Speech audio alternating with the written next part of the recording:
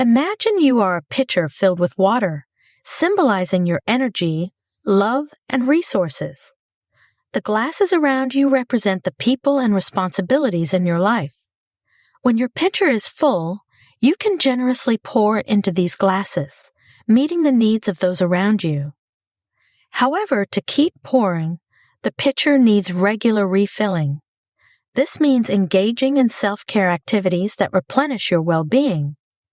If you neglect this, your pitcher will run dry, leaving you unable to help others effectively.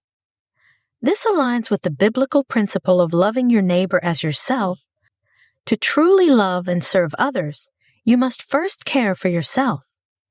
God created you with a purpose, and maintaining your well-being is crucial to fulfilling that purpose. When you take care of your heart, soul, mind, and strength, you operate from a place of abundance. This overflow allows you to pour into others more effectively. So be diligent about self-care, ensuring you can serve others from a place of fullness and strength, honoring the life and purpose God has given you.